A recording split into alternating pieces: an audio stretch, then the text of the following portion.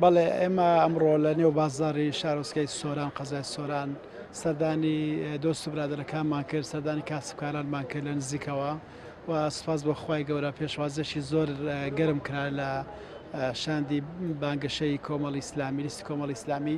من هەستم بەوە کرد کە خەڵک ئومێدێکی زۆری چنیوەتەوە لەسەر ئەو لیستی كۆمەڵی ئیسلامی، ئەو پاڵپشتێکە لە خەڵکەوە هەستمان پێکرد، ئەو ڕێزێکە ئەوڕۆ هەستمان پێکرد هاندەرەشی زیاترمانە بۆی ئەمە زیاتر خزمەتی ئەو خەڵکە و ئەو میلەتە بکەین. ئەم خەڵکە تینووی ئەوەیە کە کەسێک ئاوڕی لێ بداتەوە، کە کەسێک دڵسۆزانە کاری بۆ بکە. بێگومان دیار لە ڕابردوو پەرێزی كۆمەڵی ئیسلامیان دیوە، هەڵوێستەکانی کۆمەڵی ئیسلامیان دیوە، بۆیە دڵخۆشن بە ئێمە کاتێککە پێشوازیمان لێ دەکەن، کاتێکە لە بیرۆڕاکانیان لە ڕاگۆڕنەوە لەگەڵیان ئومێدێکی زۆر پیشاندەن بەرامبەر ئێمە.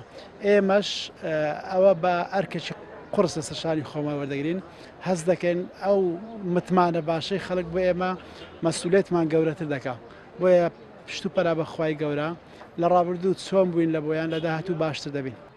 سپاس بۆخوا کۆمەڵی ئیسلامی لە ڕابردوودا لە کابینەکانی پێشتر هەروە لە پەرلەمانی بەغداش کاندیدەکان بەڕاستی دەوری باڵایان هەبووە، هەڵوێستی جوانیان هەبووە، داواکارین لە داهاتووش هەمان هەڵوێستیان هەبیت و دیفاع لە مافەکانی گەلی کوردستان بکەن و هەروەها هەوڵ بدەن بۆ چەسپاندنی دادگەری و هەروەها جێبەجێکردنی ئەو بڕگەتە سووریانەی کە مافەکانی گەلی کوردستانی تێدایە.